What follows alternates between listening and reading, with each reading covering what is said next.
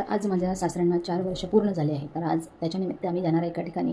तर तिथं भोजनाचा ठेवला आहे, मी भोजन ठेवलं आहे मुलांसाठी. तर चला जाऊ आपण कुठे, आणि तुम्हाला पण असंच काही करायचं असेल तर तुम्ही पण येऊ शकता. तर तुम्हाला डिटेल माहिती मिळूनच जाईल, पण त्याच्या आधी मी कुठे जायचं आहे ते बघा. चला आता पटापट तयारी करतो आणि निघतो.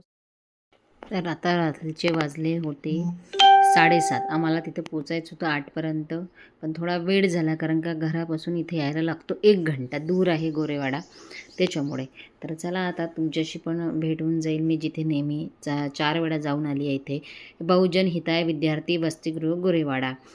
नागपूरला आहे, याच्या ब्रँचेस बऱ्याच ठिकाणी. अमरावतीला आहे, वर्धेला आहे, लातूरला आहे. कमीत कमी 10-12 ठिकाणी यांच्या ब्रँचेस आहेत.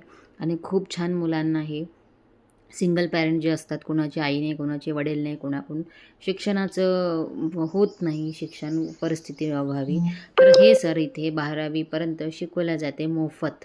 इथे जेवण, नाश्ता सगळी सोय असते यांच्याकडून. तर सगळी सोय केल्या जाते आणि खूप चांगलं काम करत आहेत. जसं बाबासाहेबांनी सांगितलं होतं की एकही विद्यार्थी पैशाअभावी अशिक्षित नाही राहिला पाहिजे, आणि त्याच्यासाठीच आपल्याला काम करायचं आहे. तर हे काम हे सर सातत्यानं पुढे नेत आहे बऱ्याच वर्षापासून, आणि खूप छान वाटतं जेव्हा हे काम सक्सेस होतं. आम्ही इथल्याच एका विद्यार्थ्याचा जो शिकून मोठा झाला आहे, त्याच्या संपर्कातूनच आम्ही इथे आलो होतो. आम्हाला या संस्थेत जोडायला 4-5 वर्ष झाले आहे. मी इथे येत असते. माझ्या सासूच्या वेळेस पण इथेच आलो होतो आम्ही. इथं बेड दिले होते, गंज दिले होते. सर जशी रिक्वायरमेंट म्हणतात तसं देतो आम्ही सामान. तर यावेळेस आम्ही भोजन ठेवलं होतं. कधी वह्या पुस्तकं जसं ज्याला जमेल तसं. इथे काही जबरदस्ती नाही, एवढेच द्या तेवढेच द्या. तर जेवणामध्ये छान मेनू केले होते यांनी, मस्त मेनू होते जेवणामध्ये. कढी होती, 2 प्रकारच्या भाज्या होत्या, गुलाबजामुन होते, वरण भात सगळंच होतं.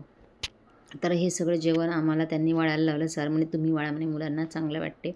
तर ठीक आहे म्हणजे चला आपण पण आपल्या हाताने थोडंसं वाढवू. आणि छान आम्ही पण यांच्यासोबत इथे बसून जेवण केलं, छान गप्पा केल्या मुलांसोबत. छान वाटलं. इथलं वातावरण खूप छान आहे. तुम्हाला इथे यायचं असेल तर नक्की या.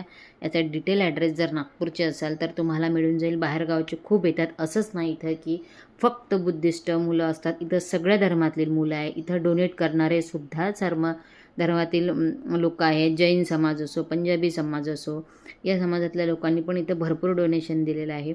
म्हणजे कोणी सोलर दिलं आहे, कोणी कूलर दिला आहे, कोणी जागा बांधायसाठी पैसे दिले आहेत. तर अशी मदत करतात जसं आम्ही बेड दिले होते. तर आम्ही बेड दिल्यानंतर बऱ्याच जणांनी मग तिथे बेड पण दिले. कोणी ब्लँकेट देतात, कोणी बरंचसं असं देतात आपापल्या सोयीनुसार, आपल्या पद्धतीनुसार. तर खूप छान वाटतं. आणि ते जेवणाच्या आधी मग मुलांनी छान इथे एक प्रार्थना म्हटली. खूप छान वातावरण होतं. मुलांना